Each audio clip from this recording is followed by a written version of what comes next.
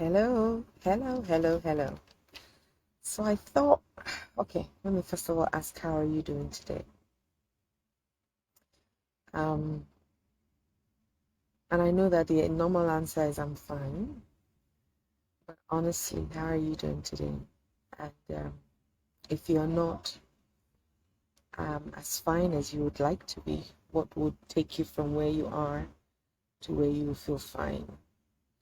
Maybe that's a question you can ask yourself later. But okay, on a scale of 1 to 10, how am I really feeling now?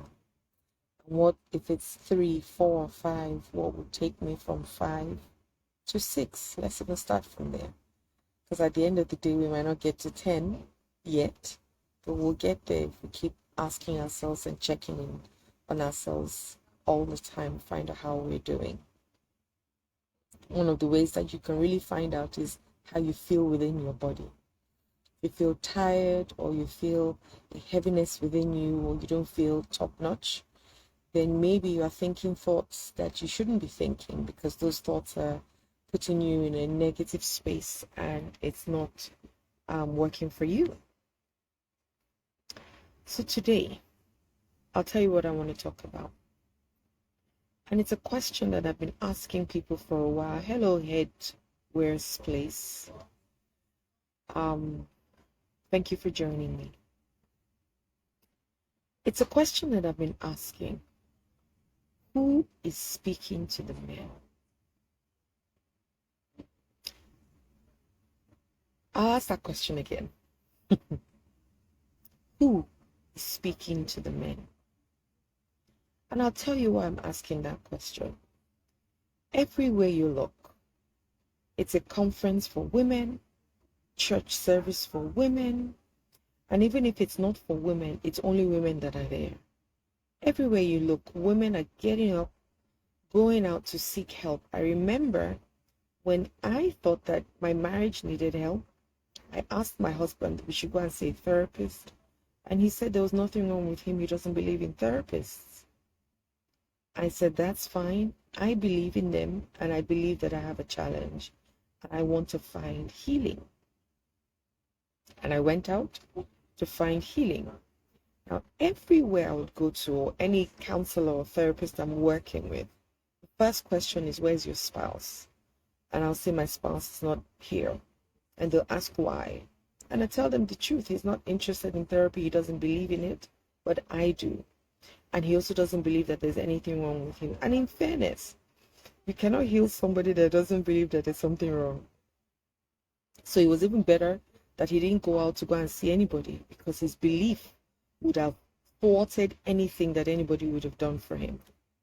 But I believed in it. I believe that if you're sick in the body, you go and see a doctor. And so if you're sick in the mind, you go and see a therapist or a counselor. And I knew that I was sick in my mind. I wasn't myself at all. I was depressed. I wasn't clinically diagnosed, but I went through all the motions of what a depressed person would go through. Now, since then, everywhere that I have been to the ratio of men and women, the women will maybe be 9, the men 1, or maximum 8 and 2. And I started to say, okay, this whole female empowerment, let's raise the girl child, let's empower the girl child, blah, blah, blah. Who's empowering the male child? Because we're empowering these girl children, they're going to come and marry these same men that we haven't empowered. What's going to happen to that relationship? Let's just answer that question. What's going to happen to that relationship? An empowered woman and a disempowered man. Not forgetting that men have been taught that they're better than women. Men have been taught not to air their dirty linen in public. Men have been taught to hide their true feelings. Men have been taught that they're the king and they're the head, the world really revolves around them. It's a man's world. We have sang, we have said, we have repeated over and over again. So now you have these disempowered men, because now women are now very empowered. They're going out fending for themselves, doing very well, being very outspoken, being MDs of banks that never used to happen before. They're taking on spaces that they never used to take on before. These men are becoming very insecure.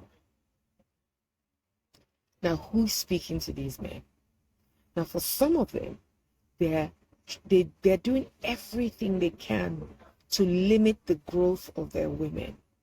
For a lot of them, the insecure ones, that's what they're doing. They're stifling them, beating them, frustrating them, being narcissists towards them, trying to impose their smallness on these women. But these women are married to them. So now, they're already married. So maybe, there are two things they can do: stay and manage it, or get up and get out. Two things, and it's up to them. What about the ones that are not in yet? What about our young girls, our female children? Are we doing the same thing again? Is history repeating itself over again? What we're saying is the woman that is meant to be the one in the kitchen is the woman that is meant to be in the other room, whilst the man can sit down and watch television and cross his legs and wait for food to come and meet him. And when he's done, they clear the... I don't remember my father. Maybe I only saw him make ogi because nobody could make ogi the way he liked it. But that's the only thing I ever saw my father make. Right? My younger brother, I also want to be fair, because it's not like we girls even really cooked much, because we always had people in the house. I think we only started to do those things for ourselves when we're out of the house and we had moved abroad, and there was of course nobody coming to cook for us, so we had to learn how to cook and all those things, inclusive of my brother, so that's my own family dynamism. And in my own house now, the boys and the girls do the same thing. There's nothing like, oh, this is boys' work and this is girls' work. But are we doing the same thing? Are we empowering the men, telling them also that they are capable, telling them that they are enough? Because what used to make men feel like men was provision. Providing everything for their family, whilst their wives sat down at home and chilled, and their children went to the best schools and everything. And so they're attached to the fact that, and so their self-worth, let me use that, is attached to what they're able to provide. And so men will kill themselves to be able to provide for their woman and say, that's my woman going there. That's my property, as the case is. Now me, they sort up, now me, they look after this person. But somehow that's no longer the case, because women now own their own. Women now have their money. Women are also able to contribute into the home. It's not only the man providing or bringing or paying for school fees. Women are doing that. Some men don't even have work. They're sitting at home whilst the women are going about doing the work. Who is speaking to the men? I'm begging more men to come out. It's okay to shout to the rooftop and say, I need help. It has nothing to do with you being weak. It is actually, honestly, a place of strength to say, I am weak and I need help. But because they haven't, this whole keep quiet to a child is crying, he fell down. And you say, keep quiet, you're a man, man up. Men don't cry. That's weakness. Come on, shut up. And then now, these same men were asking, tell us your truth. What do you like? They can't tell you because you can't handle their truth. Because if they tell you, you will run away. And that's what it is. So judgment, the fear of us judging them, criticizing them, looking down on them. Men want to feel powerful. They want that respect because now their ego is at play. But that's not happening anymore. And the truth is that may not happen. Things are going to have to change because it's no longer a man's world. It is now our world, where men and women are equal in the eyes of God, but also nobody's equal. I personally believe that everybody is unique. and everybody's different. And I'm not equal to another woman. No man is equal to any other man. You bring certain things to the table, and that's fantastic. I bring certain things to the table, and that's fantastic. So that's my belief. But a lot of men don't believe that. They feel like their word is the last say. Some people will say to you, I've met some men that have said that a woman was God's afterthought. God never wanted to create women. That's what some men have said to me. Some men have said to me, if you don't beat your wife or beat your woman, she will never respect you. I've heard all kinds of things, and I'm not blaming anybody. And the reason why I'm not blaming anybody is because it's come from somewhere. You learned it, which then means that you can unlearn it. But more men need to come out and ask for help. More men need to go for therapy and get guidance, because you don't know it all. And the same ingredient that puts you in something cannot take you out. You are in pain too, just like we women are. But women are easily able to open their mouths and speak. Better now than before also with women, because women too used to suck it up. Because our mothers did. You know, they'll tell you, is it because I didn't tell you what happened? You're not the first person this has happened to. But we girls are now saying, no, if our mothers took crap, we won't take crap. But the men are still stuck. So more men need to come out and speak to men, because some men don't want to listen to a woman. What can a woman say to me?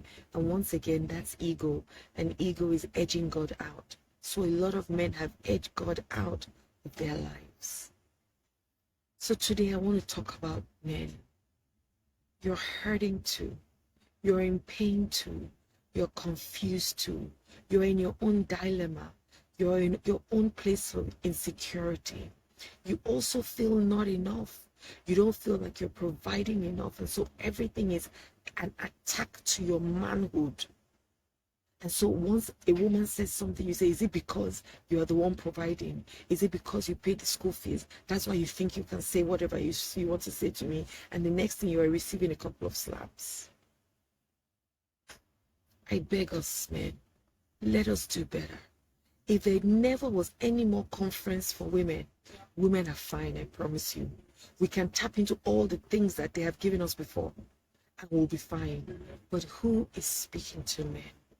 So I implore all the men, Lanre Olushola, who speaks to, women and men, all the men coaches, Praise Forward, all the men coaches, Nia Deswaya, local, I'm talking about people in Nigeria, and I'm going to tag all of them. Who is speaking to the men? Who is speaking to the men? We need to have more masculine and male conferences. We need to do that. We need to come out and change the narrative that seeking help is not weak. It's actually strength. I'm not knowing. There's no problem. Like they say, the person we ask for road, know the miss road. The person that asks questions doesn't get lost. And so asking questions is going to a therapist to say, I don't know what's going on. I need help. And that's honestly why I started my business and my coaching for blended families. Because nobody is talking to us. Nobody. As a stepmother, nobody in Nigeria was speaking to me. Nobody. And so I went through a tough time. How can I change 8 years and reduce it to 3 years for you? That's all I want to do, and have a successful marriage. Because right now, 65 to 70% of blended families don't make it. They don't make it because there's no guidance through it, and it's not the same situation. It's completely different. And so I want to be that voice to help reduce the number so that there are more successful rates in blended families, starting with mine. Because there's also a lot of divorces out there, and chances are they will remarry, and chances are they will remarry people with children, and their marriage, their family becomes blended, period. So I ask, who is speaking to the men? I beg of you, More men need to come out to speak to the men, and more men need to listen. Because in a very short period of time, you'll be completely lost as a man if you're not growing and developing yourself. You'll be completely lost. You'll have no place in the society where women are evolving, and we're evolving at a fast pace. Where I am now is not where I was just 6 months ago. Just 6 months ago. Just 6 months ago. And because the men are suffering, the women are suffering too. Because if you're with a man who is suffering and hurting, he's going to hurt you. And you're going to hurt and bleed on other people. So it's not just a man thing. Women also need to come together to help the men find help. Really, it's becoming really, really important, and it's becoming really, really urgent. And so this is my call today. Men, come out, seek help. Men, come out, get help. Men, come out and raise more men, and raise more powerful men, as the women are doing in their own sector. But also women need to be wholesome. So it's not just for you to become your masculine woman, but it's also to tap into your feminine part, which is the loving part, which is the nurturing part of woman, so that we're able to dynamically dance together. Yes. And there's a beautiful harmony between us and our masculine counterparts. I hope we start to really put this to the forefront today, and let's start having these conversations, because they're important. Very, very important. I want my child, my daughters, I want them to marry wholesome men. I do. I don't want to empower them, and then they're stuck with men who are not ready, and who are not wholesome, and who are very insecure. So we must all put hands together today to making sure that we live in a more holistic, equitable nation and world, as the case is. Okay? All right. Thank you all for joining once again. And for those who will watch this after, let these conversations start. All right? Have a wonderful day. I love you. Love and light. Mwah.